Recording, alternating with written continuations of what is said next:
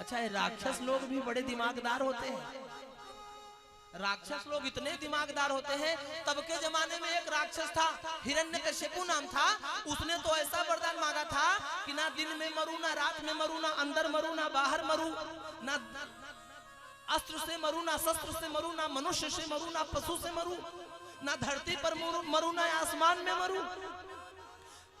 और तो और साल में 12 महीने होते हैं, मैं 12 महीने से किसी भी महीने में ना मरूं, ऐसा उसने वरदान मांगा था। भैया उसको मारने के लिए देवताओं की जो है बुद्धि खराब हो गई कि जब ये 12 महीने में नहीं मरेगा तो कब मरेगा। महाराज उसने 72 मनवंतर तक राज्य किया, उपद्रव किया। साधु संत ऋषि मुनि यक्ष गंधर्व नर नाग किन्नर सब घबराए। तब अंत में भगवान को नरसिंह अवतार लेना पड़ा। और नरसिंह अवतार लेकर जब भगवान ने उसको मारना चाहा तो वो बोला मैं नहीं मरूंगा। भगवान ने कहा क्यों? उसने कहा कि ना मैं घर के अंदर मरूंगा ना बाहर मरूंगा। भगवान ने कहा आंखें खोल कर देख, ना अंदर है ना बाहर।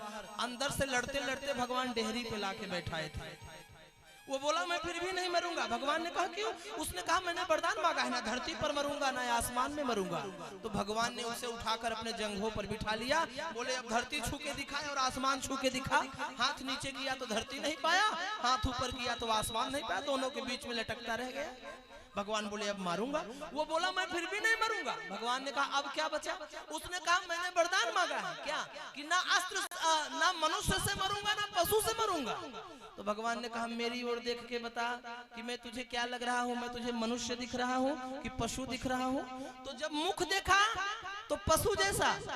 आइए आइए, हमारे बघौड़ी की पावन धरा से प्रतिभा ताई पाटिल, बहुत बहुत अभिनंदन विराजे।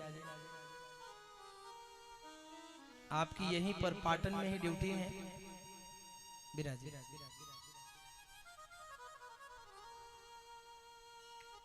तो महाराज उसने कहा मैं नहीं मरूंगा। भगवान ने कहा मुझे देखकर बता मैं क्या दिख रहा हूँ, मनुष्य हूँ कि पशु हूँ? तो भैया जब ऊपर का भाग देखा तो पशु जैसा और नीचे का भाग देखा तो मनुष्य जैसा। उसने कहा हे भगवान समझे में नहीं आ रहा कि आप वो हैं कि ये हैं, न वही पूरे हैं न यही पूरे हैं। वो भी दिख रहे हैं ये भी दिख रहे हैं। भगवान ने कहा अब मैं तेरा वध करूंगा। वो बोला फिर भी मैं नहीं मरूंगा। भगवान ने कहा अब क्यों? तो हिरण्यकश्यपु ने कहा कि मैंने वरदान मांगा है क्या कि ना दिन में मरूंगा न रात में मरूंगा। भगवान ने कहा आंख खोलकर देख, ना दिन है ना रात है, दिन और रात के बीच का समय शाम है, गोधूली बेला है, मैं तेरा वध करूंगा। उसने कहा मैं फिर भी नहीं मरूंगा। भगवान ने कहा अब क्या बचा? उसने कहा मैंने वरदान मांगा है कि ना अस्त्र से मरूंगा ना शस्त्र से मरूंगा।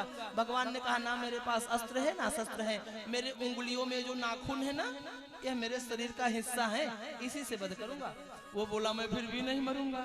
भगवान ने कहा अब क्या बचा है नालायक? उसने कहा कि मैंने वरदान मांगा है साल में 12 महीने होते हैं और साल के 12 महीने में से मैं किसी भी महीने में ना मरूं, ऐसा मैंने वरदान मांगा है। भगवान ने कहा 12 महीना तो होता ही है, लेकिन स्पेशली तुझे मारने के लिए मुझे 13वें महीने का निर्माण करना पड़ा। यह 13वां महीना है, यह अधिक मास है। तो भगवान ने अधिक मास में जन्म लेकर 13वें महीने में जन्म लेकर पुरुषोत्तम मास में जन्म लेकर हिरण्यकश्यपु का संहार किया। तो हिरण्यकश्यपु ने कहा हे भगवान मैंने तो सुना है कि साल में 365 दिन होते हैं, तो ये 365 दिन में से 12 महीने हुए तो ये 13वां महीने के लिए 30 दिन चाहिए, आखिर ये कहां से आ गया? भगवान ने कहा नालायक हमारे पास 2-2 सूत्र हैं। दिन चलाने वाले सूर्य देव हैं तो रात को चलाने वाले चंद्रमा हैं। सूर्य के 365 दिन होते हैं, चंद्रमा के नहीं होते। 365 दिन सूर्य के होते हैं और चंद्रमा के 354 दिन होते हैं। एक साल में 10 दिन उनका, अगले साल 10 दिन पुनः उनका और तीसरे साल फिर 10 दिन उनका। इस प्रकार 30 दिन का अधिक मास बनाया, पुरुषोत्तम मास बनाया। केवल स्पेशली तुझे मारने के लिए इतना गुणागणित करना पड़ा। तो ये पहले के राक्षस बड़े होशियार होते थे, लेकिन अगर ये डाल हैं तो महाराज देवता भी पात होते हैं। कोई नहीं समझ सका, कोई नहीं समझ सका